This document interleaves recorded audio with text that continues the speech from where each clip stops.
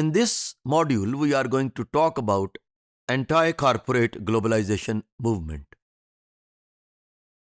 The anti-corporate or anti-corporate globalization movement aims to end the following: the dissolution of free market fundamentalism, corporate personhood, radical economic privatization, discriminatory measures of the World Bank, the IMF, and the World Trade Organization.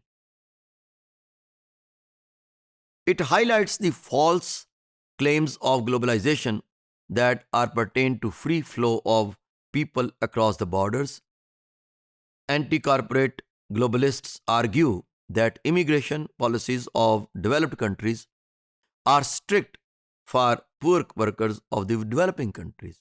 So in such situation, how we can guarantee or how we can understand laissez-faire or free trade concept when people from the developed world can go in any part of the world while people from poor world are restricted through visa implications. Globalization model claims to promote economic growth, but it contributes to the violation of human rights, harsh working conditions, low pay which is insufficient to meet the basic needs or have better standard of living. Workers are forced to work for longer hours. Their job does not lead to social mobility. A factory worker will be working in the same capacity after years, less employment opportunities. So it is considered that under this process of globalization model or globalization forces, workers and laborers are not achieving anything. So bottom billion remains deprived as compared to the higher elite or the top elite.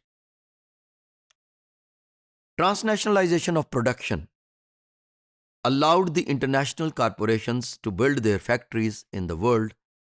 In the third world, transnational corporations get rid of paying high taxes. They get cheap labor easily.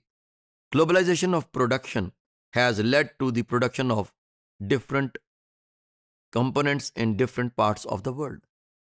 They used to concentrate the labor for their interest and exploit the same labor while using that labor in the developed world to transform the raw material in the finished goods. But that labor is not provided with better opportunities of life.